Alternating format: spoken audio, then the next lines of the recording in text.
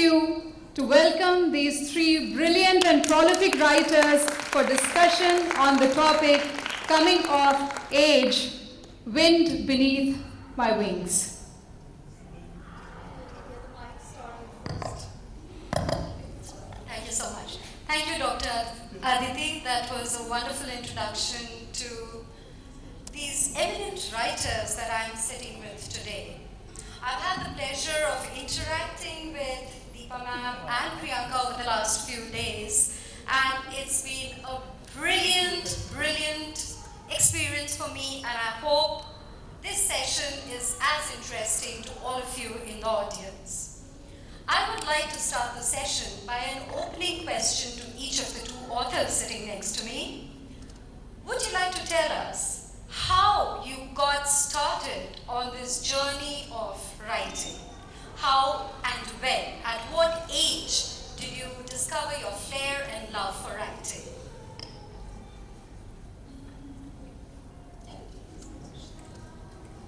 Thank you. So, obviously, writing always begins with reading. So, my flair for writing actually was honed over the years by reading a lot of books. I was a voracious reader as an adolescent and an early teen.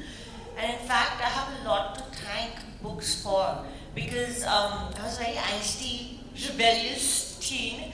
And books kind of kept me on track and didn't let me kind of stray onto, the wrong path, or like didn't let me channel my energy into, wrong things. So I was so caught up in the world of books that I hardly had any time for anything else. And I'm so glad, I'm so thankful and grateful for this.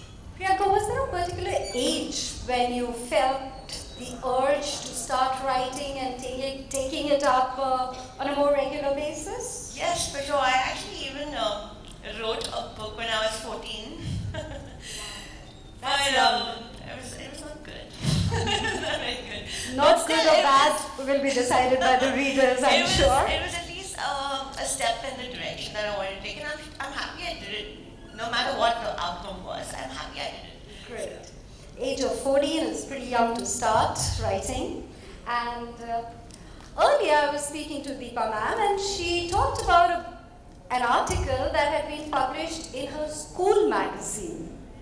Deepa ma'am, would you tell us about your writing in school days? Thank you so much. And first of all, I must say I'm really happy to be here, and many thanks to the organizers.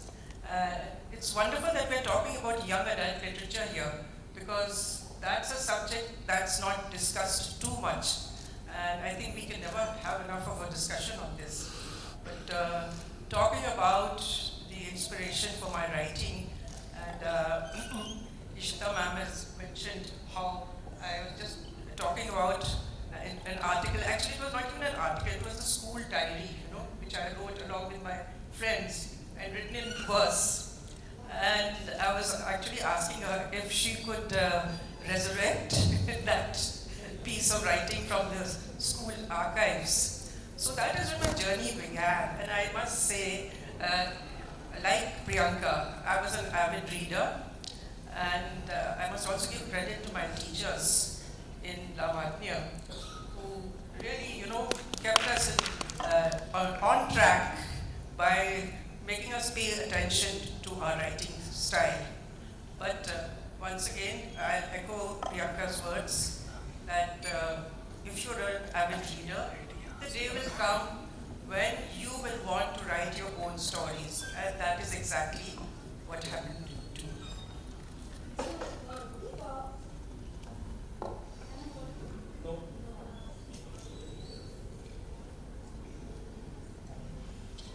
Thank you. Your words just triggered a question in my mind. You talk about young adults and reading of books by the young adults. Both of you have targeted young adults of today for your writings. Why particularly this age group? My question to both of you. Okay, when I began writing, I was actually writing for myself, writing about my own experiences, plumbing my memories, and trying to answer questions that had remained unanswered in my mind all these years. But I also realized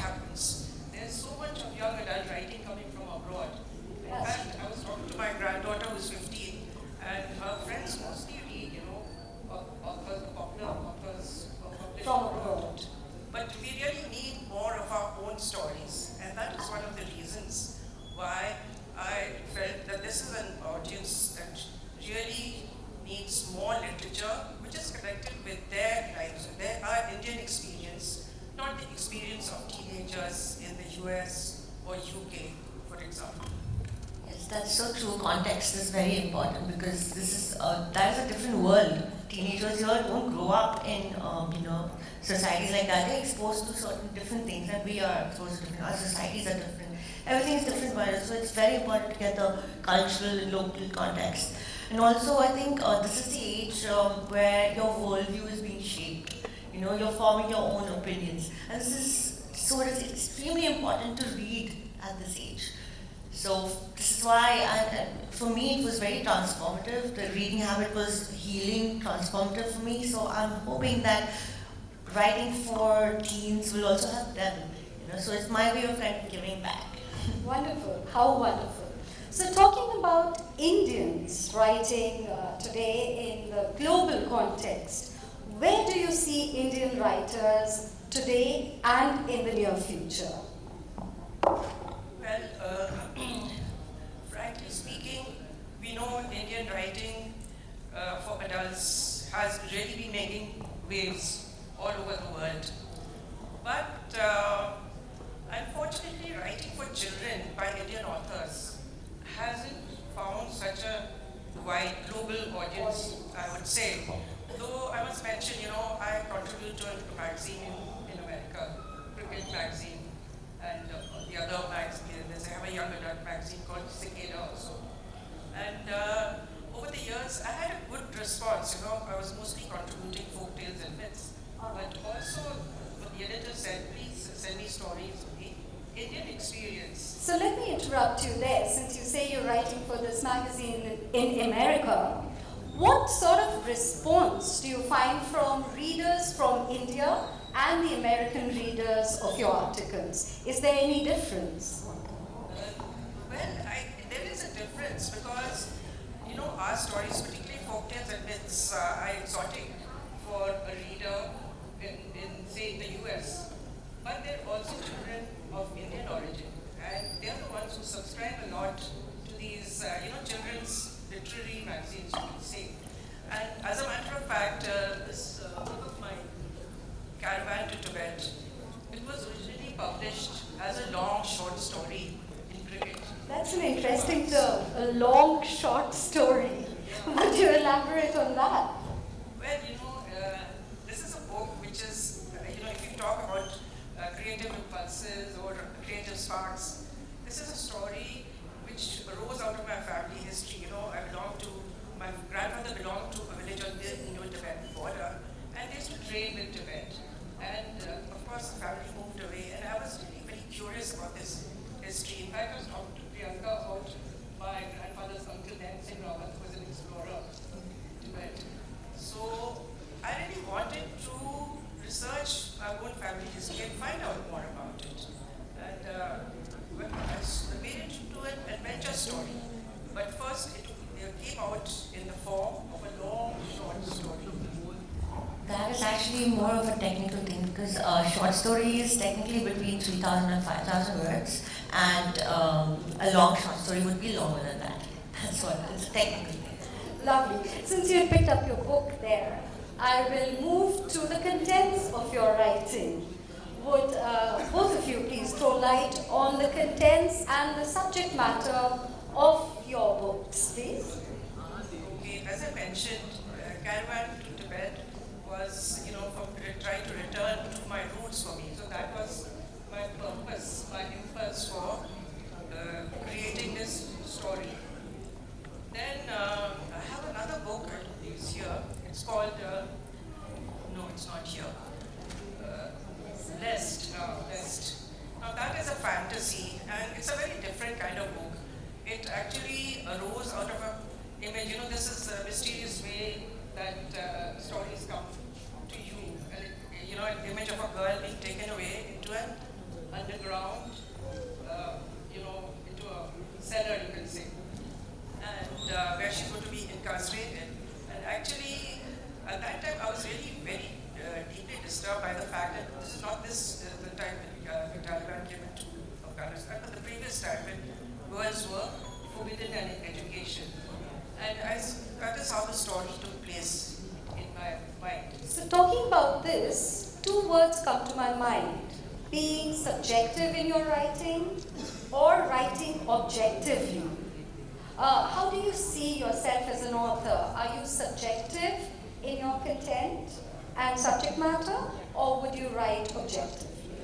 Well, both I would say. Because if you're not subjective, you cannot infuse emotion into your stories. And I think, what do you think, Priyanka? It's very important to have emotion to connect with your readers. So, of course, you will be objective, but I think originally you're. The objective part of it would be in fact checking, research, and the subjective part is basically bringing in your emotions. Because it's not a science, it's an art. If I ask you, Priyanka, would you call yourself a subjective author or an objective author? Like you said, it has to be a combination of both. It can't be one. How interesting. Priyanka, why don't you tell the audience about your book?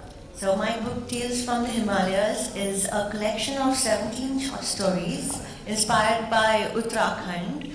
And this book is actually dedicated to my grandmom, my Amma, as she was my first and favorite storyteller. And she would tell me stories. I grew up in Mumbai, actually. And she would tell me stories about tales from her high altitude village, about her life there as a kid, and she'd tell me fascinating tales about how her pets would be carried away by leopards by night. That sounds scary. That for me was extremely fascinating as someone growing up in suburban Mumbai. So that kind of germinated the idea of reading and writing for me. So the storytelling tradition started from there. Beautiful. And both of you have been writing for so many years. My next very obvious question to both of you would be, what keeps you motivated to write one book after the other? Priyanka? Oh, so I always say that I will only write if there's a story inside of me that I cannot live one day without telling. So that passion has to be there, that story has to just jump out of me. So that's when I feel like writing. So that is my motivation. It's just a story that I want to tell so badly that I cannot do without. Trying to come out of you? That I can just not do without. Deepana? Well, I would agree with Priyanka that there are ideas that come to you just sometimes out of the blue, and you feel that you have to tell a story, and it won't let you rest till you have told it. But on the other hand, sometimes stories are commissioned also. Like, for example, this book of mine, The Teenage Diary of Noor Jahan. This was commissioned by a publisher, and similarly, this collection of short stories, Kashmir. This was also a commissioned book. And of course, the experience is different, but when you start writing, somehow the subject begins to grip you, it grows on you. And then you get into the story with as much enthusiasm as when you have something that has just organically grown inside. How easy or difficult was it for you to get your first book published? Well, so I read up a lot. Firstly, I started writing this only as a personal project for my daughter, since my writing motivation came from my grandmother, who told me stories about the mountains. I wanted to do the same and pass on her legacy to my daughter. So this is why I wanted to compile a very small picture book of lines for her. But then I realized, okay, why not just try and publish it? And I read up a lot, and it said it's so difficult to get published, and it's this and that, you have to wait for years. But actually, if you really systematically and organize your documents, and like you do research on which publishers do what kind of publishing, and you do it in a very organized manner, within 3 months I had someone say, yes, we're interested. Wonderful. Deepa ma'am, what was your experience of getting your first book published? Well, I began writing a very long time back, and that is almost 40 years back. And that was a time when there were hardly any children's book publishers. There was only Children's Book Trust at that time. and they used to have a competition for writers. So that is how I began writing, and it was a rather painful process at that time, because if you were not if you didn't get a prize in the competition, your book would not be published. But I used to contribute a lot to magazines, so that is what kept me going. And otherwise, if you stop writing, I think something dries out, the impulse dries out in you, words seem to dry out. So contributing to magazines helped me to share my stories. And be noticed by publishers there. Yes, exactly. Wonderful. So Priyanka, you talked about storytelling. In the last 2 days, you have just held a storytelling workshop with some students. What is your experience with young children of today? That is question one. And I'll follow that with another question. How do you feel about budding authors as of today? Right. So remember we were discussing how we think our perspective is that these days kids don't like to read so much because there's so much other entertainment on their phone and so accessible. But I was very surprised and very pleasantly surprised to see everybody who turned up that we love reading books, old school physical books, and that will give me so much joy. And I think credit for that would go to authors like you. I'm sure both of them deserve a round of applause here for writing books that interest young authors. Yes, and the second question was, What do you feel about the budding authors of today as per your interaction with the students? I think in they the are very workshop? forthcoming. They are not shy at all these days. People love to, the kids love to express themselves, and they're very enthusiastic. I mean, back in the day, I used to write my novel secretly and never show anybody. I was like, no, I'm not going to show anyone. But today I see kids who are so forthcoming, and that is amazing. They're moving with confidence, and I love it. Wonderful. Deepa ma'am, you have been writing over decades. Do you feel the choices and likes and dislikes of the younger reader has changed in the last few years or over the last few decades? Definitely. When I began writing, the whole approach to children's literature was different, and there were certain subjects that were considered taboo. Publishers would not accept stories which, felt that were not good for children.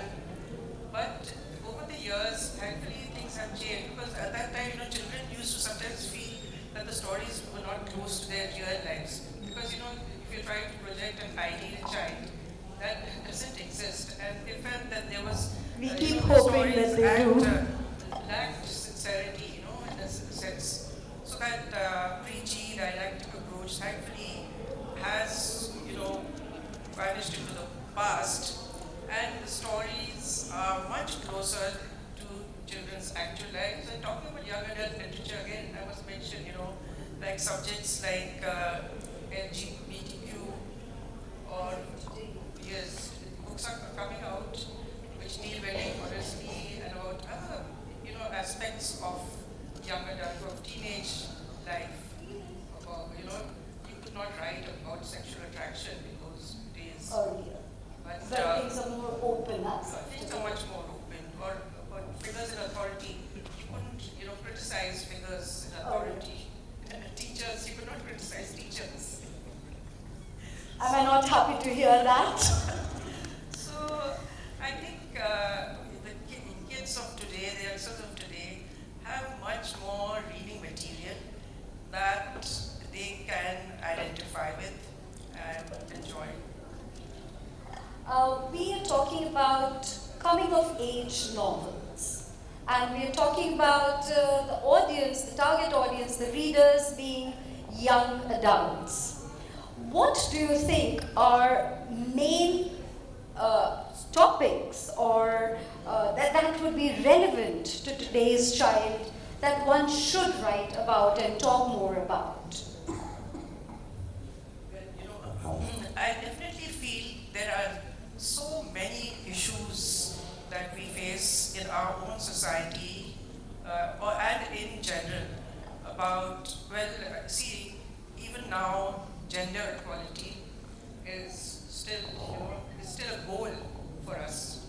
And I think the more you Write more on that. about that, and then also the generation gap, I think that has to be addressed in a very sensitive way, in a way that is fair to both sides. The younger and the Yeah. older generations. And then, of course, the social evils, something like child trafficking. I was thinking about a book on child trafficking, but I was wondering if any publisher would like to, publish a book like that, because it's such a grim Sensitive issue. Yes. And the Gins on the Purple Line is about that. There's a book that came out in I think 2020 about child trafficking. Gins on the Purple Line by Deepa Manupara. Yes, it is lovely, lovely book. So, Priyanka, my next question would be addressed to you. We call this session Wind Beneath My Wings. That is an impetus or inspiration to younger writers. How do you see yourself as a wind beneath someone's wings? Oh, by simply encouraging kids to write their truth, write about uncomfortable topics, write without fear. That's something I want to do and I'm still doing. I'm trying to do that with my next book as well, which is hard to write because it's very uncomfortable. Talking about that, I would like you to talk about your next book. Would you like to share some points with the audience here? Sure. So my first book was about the mountains and my second book is about the sea. So this is about, the story overall is about overcoming childhood trauma and moving on with a new perspective. So that is the overriding story, but the theme is travel. So it is when an estranged mother-daughter duo go on a road trip along the peninsula, the Indian peninsula, so covering all the coastal towns and villages. So that's what the book is about. And the way I write books is when I want to write about a place, I like to go there myself and research it, which is why it's taking forever. Wouldn't we love to hear an excerpt from her book? May I please request you to read any part of this book which will be This is the old book though. Yes, the first book, of The course. first, alright. Okay, how about you ask ma'am another question and I'll look for a passage. Fair enough. While Priyanka is looking for a passage, I'll address a question to you, Deepa ma'am. Is there anybody in your family that you look up to as your greatest support system in your journey as a writer? Well, I would definitely say my husband, who's sitting right here. He's been an immense support in my writing journey. And he's accompanied here, as a support. Having asked that, I can't help but also address another question to you. Have you ever found someone criticizing you for the work that you do? Within my family, no, not really. I think I'm fortunate in that sense because I do know writers who have been prevented from writing by their family members who, and especially, once I was addressing a group of young women and they said, we are afraid to write. So I said, why don't you send in your contributions under pen names? Pseudonym, yes. So that Thankfully, is an issue. you That haven't is an faced issue. that. Are you ready? Sure. So this is a passage from a story called Postcard from Tales from the Himalayas. It's actually about a grandchild dealing with a grandparent's slow descent into death, actually. He watches his grandfather lose his memories. Actually, I've not said it so in the story, but it's actually Alzheimer's. So this is how he recounts what happened. Okay, so my grandfather's bicycle always struck me as a very odd object. It was big, strong, and sturdy enough to ride through the steep, rough mountains, but it was also the most uncomfortable ride in the world. It was painted black, so I always called it Black Elephant. I would stare at it in awe every time Boo Boo, grandfather, rushed out of the house, sliding it off its heavy stand on which it rested. He would always urge me to hurry up after him. He would tilt the bicycle sideways towards me so I could prop myself on the carrier behind him and sit on the makeshift seat. The bicycle endured bumps and slippery gravel along the narrow lanes of Mussoorie as Boo Boo navigated the sharp bends effortlessly. The aroma of burning coal fire and boiling rice melted into the air as we cycled to the edge of the village, but it quickly changed into a strong woody musk as the black elephant glided into the pine forest. Even when I closed my eyes, I could tell exactly where we were just from what I smelled. That's beautiful. I could totally visualize the black elephant on the slopes of Mussoorie. I'm sure the audience could too. That should inspire them to pick up these books and read them. So, talking about you, Priyanka, you write about business and lifestyle. How do you balance these various aspects in your life, which is so different? Right. No, so I like writing. I can write about anything. And business writing, even though it's dry, I try and include like a storytelling element in it. So that makes it interesting for me to write and interesting for the reader to read as well. So yes, and lifestyle writing is just fun, I guess. So I like to write about fashion and travel, and so yeah, travel writing is something I think I will never stop doing even when I'm 70, 80. I will still travel and still write. Life begins at that age. Absolutely. So, Deepa ma'am, my next question to you would be, do you follow a strict regime or a discipline for yourself when you set down your writing tasks or goals? Or is it more free fall? Well, I like to maintain a writing routine. It somehow, if I'm not writing every day, I feel that there is something missing from my day. It's not always possible, but how it is at a particular time of the day, maybe around 11:30 or so. I like to sit down at my computer and work steadily, and that is something that really keeps me going. And the joy of writing, the joy of creating another story, or sometimes of course it's difficult when you get stuck. But again, that's something that is an essential part of my routine. So you mentioned getting stuck, and I think about stumbling blocks and writer's blocks. What would you do to overcome these moments and your writing blocks? Okay, yeah, this is a question that I'm often asked, that how do you deal with writer's block, something which, afflicts writers sometime or the other. Sometimes I just put down the piece of writing that I'm doing, and either I move on to something else or I go on a reading binge. And I think the reading binge is what really helps, because then you are away from your own, that rut that you've fallen into, and you're refreshing yourself by reading other writers' work. And then after I feel I've had enough of reading, and I'm really eager to get back to my writing.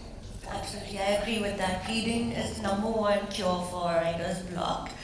And I think also doing something else in a creative space, like pick up a guitar, start playing that, or do something else physical, go out for a run. When you do these things, do not watch TV when you're stuck. That is the worst thing to do. Nothing passive. You should do something active, something creative, and that will just kind of push your flow of creativity. Talking about these distractions that you've just mentioned that helps you overcome writer's blocks, what are your hobbies apart from writing that keep you going? Well, I used to be fond of cooking. Well, not exactly daily cooking, but desserts. I was fond of making desserts, baking cakes. Are we invited to your place? Most welcome. I'm on the She food said that in appreciation. public forum. Most welcome to all of you. What about you, Priyanka? What would be your hobby? So I've recently started learning Kathak actually, and I'm learning under the Lucknow Gharana. And my Kathak teacher is from Sangeet Natak Academy. So this is a very special place for me. So yeah, the Kathak is a big part of my life now. Wonderful. As published authors, do you have a particular favorite author from who you draw matter and inspiration from? Deepama? Well, I can't say that there is one particular author. I mean, I have so many favorite authors. But you know, when I began writing, of course, I drew inspiration from Enid Blyton because she was the author we read most. And then there was an author in my part of the country, Shivani, who was extremely popular Hindi writer. And we used to really, read all of Shivani's books. And We've also heard of Shivani and read yes, some of and hers. I think definitely I felt inspired somewhere. What about you, Same. Priyanka? I was also a big fan of Secret Seven and Famous Five and Mallory Towers even. I used to love the whole boarding school experience and I would have loved to be in a boarding school, but my mother didn't let me. But yes, and there was Ruskin Bond, Kipling, and there was in particular R.K. Narayan with Malgudi Days. So yeah, that was one of my biggest influences.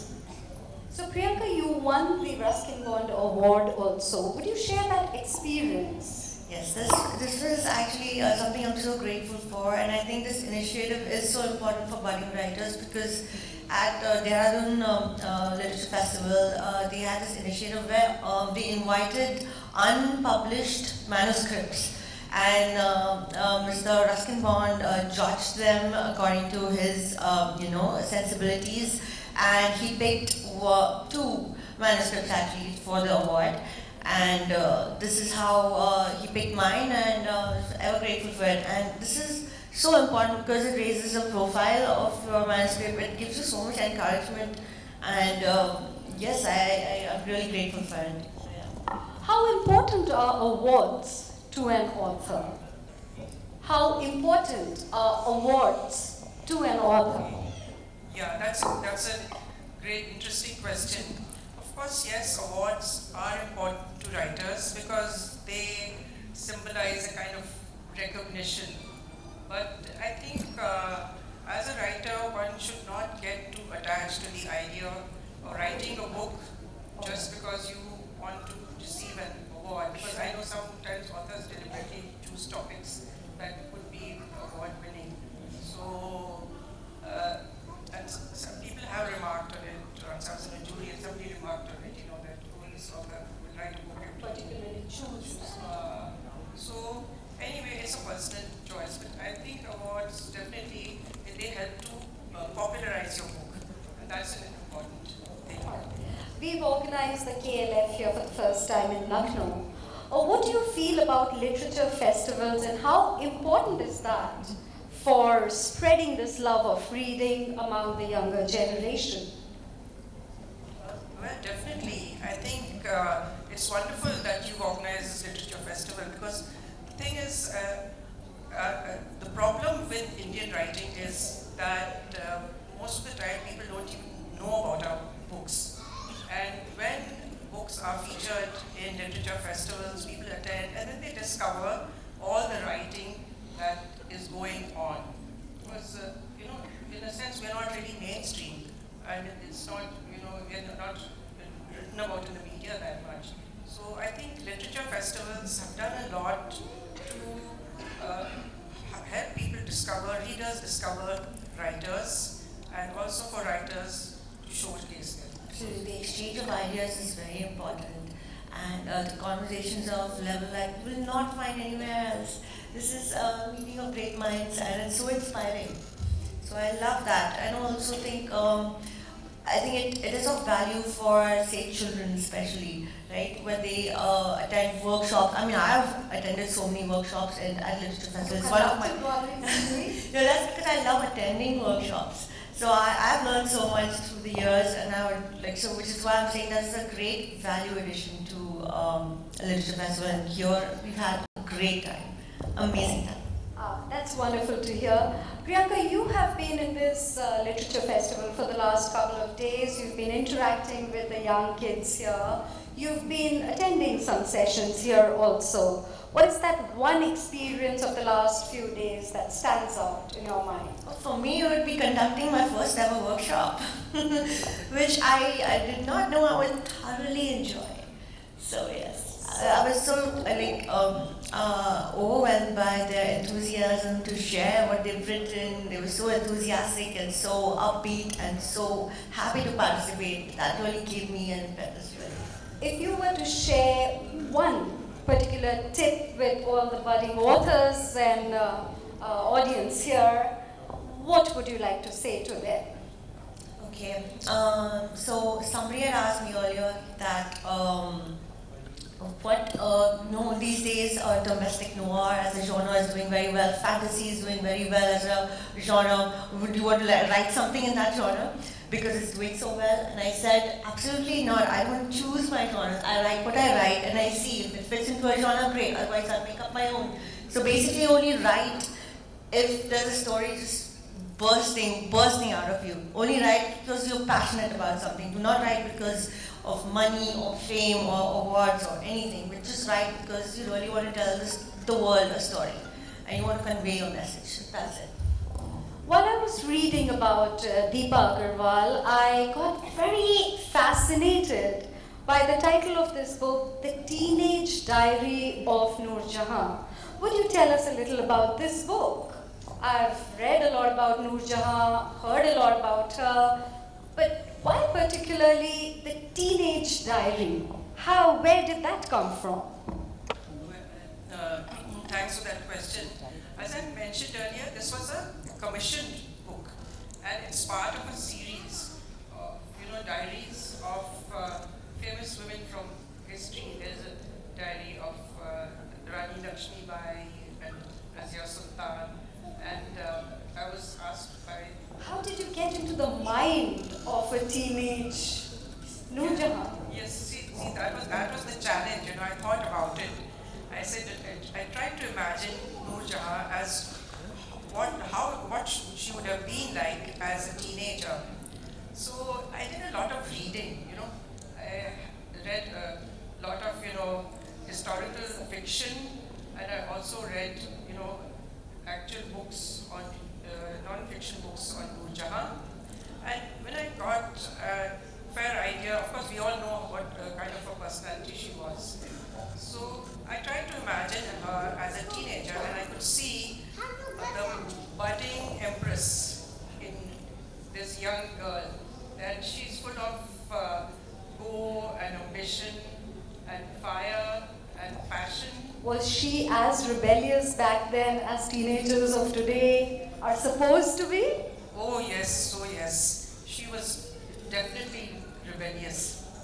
But of course, there were constraints in those days, but she was as rebellious as it was possible. I mean, how eventually she did something which no other woman, no other Mughal empress had ever done. She actually ruled. So you can see, the seeds of the woman are there in the teenager. And she makes decisions. She doesn't, go follow the beaten path. She fights against destiny. Breaking norms. Yes.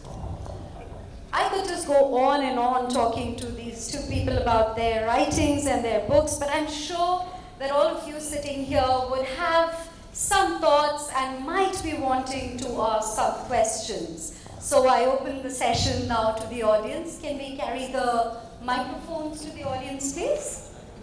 Should you want to ask anything, please raise your hands.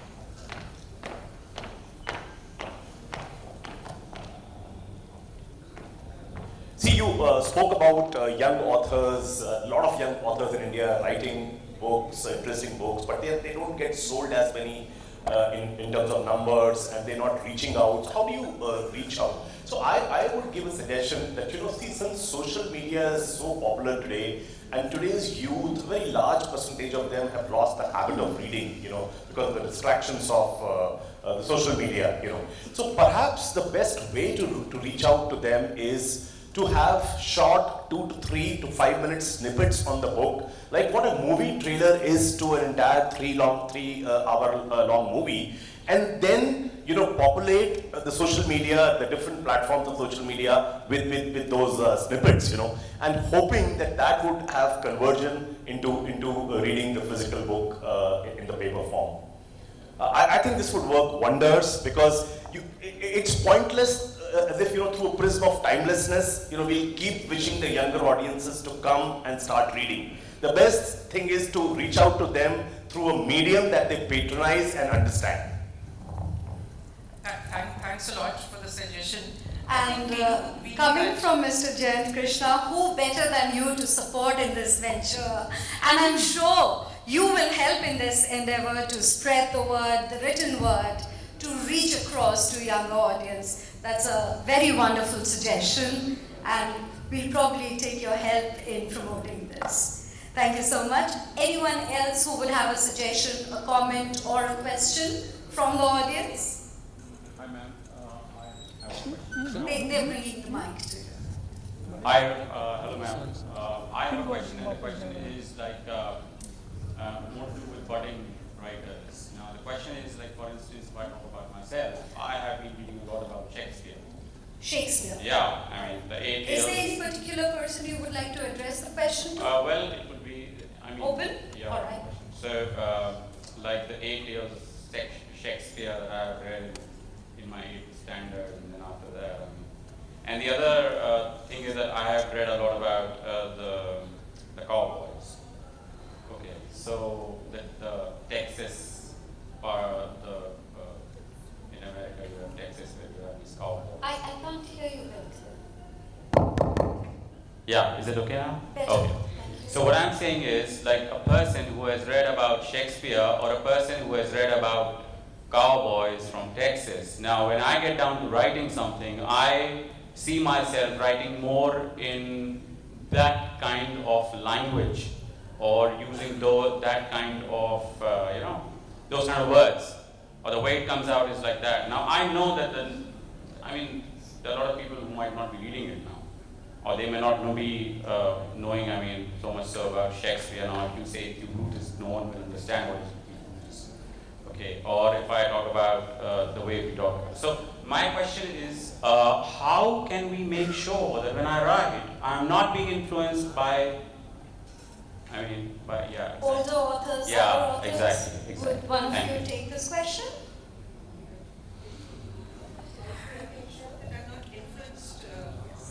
I guess I would only suggest that maybe read more contemporary authors, and that way you will have more exposure to what is being written right now. Yeah. Okay, I got the point, and coming down to the passage that you read out, I could really see there, because I remember The Black Elephant. Yeah, the Ruskin Bond. There are the most known stories of the trains.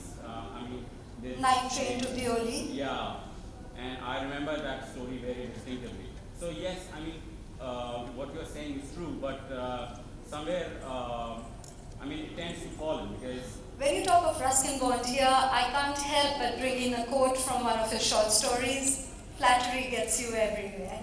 Yeah. So yes, contemporary authors, contemporary reading does help and can influence you in your writing.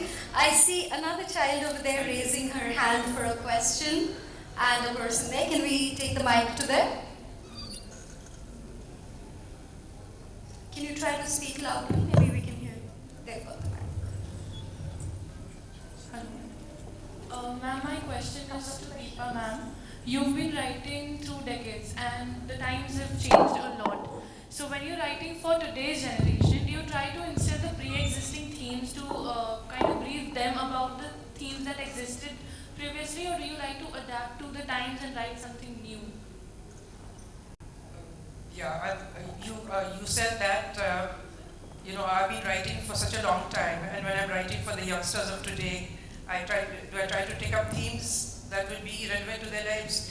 Yes, definitely, because childhood is actually has changed so much from the time that I began to write. And at that time, when my daughters were young, they were in school. But now I have grandchildren. So, and of course, I go to schools, I talk with the youngsters, and I know how things have changed, the problems, the issues. And in fact, in this book, Kashmir, I have a story called Lockdown, how the lockdown affected, youngsters, because especially those who are at that. You must try to pick up the book from the stall outside, and they have a section for the authors. Get your book signed. That's very, very relevant, writing about the lockdown, very recent, most contemporary. The pressure that it The pressure. on kids, who, especially if you're the 11th and 12th. As an educator, I have been facing it, and I must say the after effects prevail. So I think we have time for one more question. So, Yeah, no, Priyanka. There's not a question, it's just a thing, director to Priyanka ma'am. We were just, in the start of the session, we were talking about our kids and this younger generation very much influenced by foreign writers. So wherever I see, bring up to young daughters, that since these foreign writers, they have a lot of series of writing. This is Princess Diary and such. So should we expect something from you, budding, and you are the youngest writer here, I can see. A series, a character which is coming with a series. Because this influences and stays a longer period with the kids. And they want to. not just with the two authors who are sitting on the stage, I see a lot of budding authors among the audience. A character which is created and which goes with the series. Yes, I think interesting. they will relate point of a view. lot with that, and that goes better and better with them. Because this Probably is the sequel. point that foreign writers have made up, and their series is going very well, and kids do relate quite well with that. There is more. And, There is more. They expect more to come out of that character. Yes, So I think that's a point well taken. our Indian writer should come out with these series so that the younger generation comes out. Let this idea reverberate in the entire auditorium. Wonderful suggestion, don't you think so? Great suggestion. That's food for thought for the authors here and the budding authors there. Wonderful. So thank you all very much. Thank you, Deepa ma'am, and thank you, Priyanka. It was most wonderful to have you share your views here. All right, Jai. The last question from you. I cannot refuse this. Miss, I'm not addicted to these gadgets because of my goal. So, ma'am, I write and I read. So, ma'am, what is good writing by your opinion? I think I should address your parents and ask them to take the gadgets away from you. As simple as that. No, okay, I was joking. But yes, the very fact that you have asked this question openly means that there's a desire within you to want to get away from the gadgets and get into other hobbies like writing. So just this question gives me hope for the future and the future generation. If you want to do it, you will do it. I say, where there's a will, there's a way. Would you like to comment on this? Definitely, writing is something that no one can really stop you, You will do it, it's a passion, it's something as natural to you as breathing, I would say. And you will do it, whether you have to do it secretly or get published maybe later on in life when you're more grown up. So don't give up writing, just keep writing. Don't let anyone stop you. And the time will come when you will be able to publish your writing. will be sitting here and I will be discussing with you as well. And be honest with yourself, check yourself if you're just being lazy. That's it.